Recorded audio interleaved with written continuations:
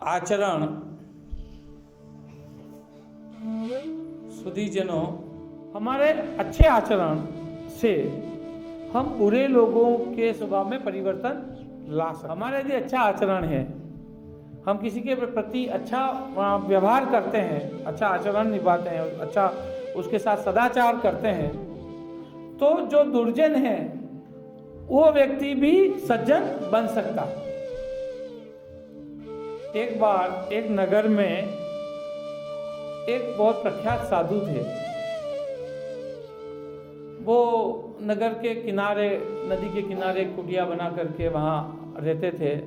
नगर के लोग आते, अपनी समस्याएं बताते, वो उनको उपाय बताते, लोग उनको कोई भेंट आदि दे जाते, उनको फल वगैरह, कोई वस्तु है, कोई वस्त्र है, कई चीज़ें हमको दे जाते थे। वो प्रसिद्ध थे तो कई भक्त जो थे वो महंगी चीज़ें भी उनको दे जाते थे। ज़रूरत नहीं होती थी, फिर भी वो अपने कोई भक्त चढ़ा के गया है तो कुटिया में रखते थे। एक बार एक चोर उनकी कुटिया में जाता और देखता है कि यहाँ तो बहुत कीमती सामान भी पड़ा है, तो प्लान करके दूसरे दिन चोरी करने के लिए उस कुटिया तक पहुँचता है। धीरे से दरवाज़ा खिड़की खोल करके अंदर घुसता है। साधु की जो भी सामान जो पड़ा था उसको इकट्ठा करके एक पोटली में बांधता है और बांध करके वो उठाने जाता है तो वो बहुत भारी होती है, चोर से उठती नहीं है। तो साधु को जैसे ही वो अंदर चोर घुसा था तो नींद उड़ गई थी। वो शांत सोए हुए वो देख रहे थे कि ये चोर जो घुसा है वो मेरा सामान वगैरह लेके जा रहा है। तो उनके मन में ऐसी कोई भावना थी नहीं, कोई बात नहीं, ले जा रहा है तो ले जाने तो उसके कहीं काम आएगा, मैं तो साधु हूँ, मुझे तो इसकी ज़्यादा ज़रूरत है नहीं। तो जब उसे पोटली उठ नहीं रही थी तो साधु उठते हैं और कहते हैं कि भाई रुक, मैं तेरे को चढ़ा देता हूँ। तो चोर बड़ा अचंभित होता है। चोर कहता है कि ऐसा कैसे कोई कर सकता है। वो कहता है कोई बात नहीं, तू ये सामान ले जा रहा है, मुझे उसकी ज़्यादा ज़रूरत नहीं है, ले जा, मैं तेरे को चढ़वा देता हूँ। तो पोटली उठा करके सर पर रखवाने की मदद साधु कर लेते हैं और वो पोटली लेकर के चला जाता है। चोर घर जाता है, सारा सामान अपनी पत्नी को देता है और पत्नी को पूरा वाकया बताता है कि किस तरीके से वो चोरी करने गया और साधु की कुटिया से सारा सामान समेट करके पोटली बांध करके लेके आ रहा था। तो साधु जी उठ गए और उन्होंने खुद उनके हाथ से मुझे पकड़वा दिया। तो चोर की पत्नी बड़ी अचंभित होती है, बड़ा आश्चर्य लगता है और उसको कहता है कि ऐसे संत हैं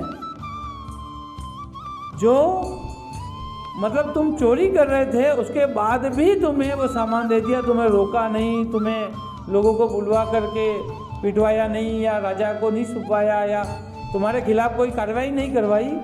तो ऐसे संत आदमी का सामान चुराना तो बहुत ही पाप है, तो ये तो बहुत गलत काम किया है तुमने।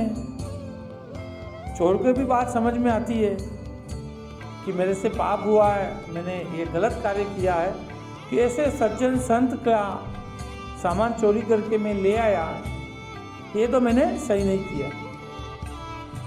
तो दूसरे दिन पश्चाताप करते हुए वो सारा सामान लेकर के वापस साधु की कुटिया पर जाता और कहता है, साधु जी के पैर पकड़ लेता है, उनसे क्षमा मांगता है और कहता है कि महाराज मैंने ये गलत करते मेरे से हो गया, आप जैसे संत का ये सामान चुरा करके मैं लेके गया, मैं और मेरी पत्नी ने हमें इस बारे में सोचा तो हमें बड़ा दुख हुआ और हमें बड़ा पश्चाताप हुआ, इसलिए ये सामान मैं आपको वापस देने आया हूँ।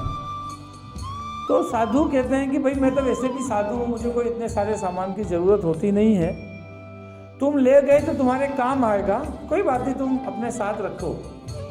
चोर जो है वो और ज़्यादा प्रभावित होता है और वो कहता है कि महाराज मुझे अपना शिष्य बना लो, मुझे आप अपनी शरण में रख लो, आज के बाद मैं चोरी छोड़ दूंगा। साधु कहते हैं कि अच्छी बात है, चोरी तो करनी नहीं चाहिए, तुम गलत काम कर रहे थे और यदि आज चोरी छोड़ते हो तो मैं तुम्हें शिष्य बनाने को भी तैयार हूं और तुम मेरी सेवा में रह सकते हो। तो साधु के आचरण से, उनके सदाचारी व्यवहार से एक चोर का मन बदल गया। एक चोर ने चोरी करना छोड़ दिया। तो हम भी जब भी सदाचारी व्यवहार करें, हमारे आचरण में शुद्धता लाएं, ईमानदारी लाएं, सत्यता लाएं, तो हम भी लोगों के जीवन को बदल सकते हैं। हमारा जो सदाचारी आचरण है वो हमारे जीवन को ही धन्य नहीं करेगा, औरों के जीवन को धन्य करने में भी काम आ सकता है।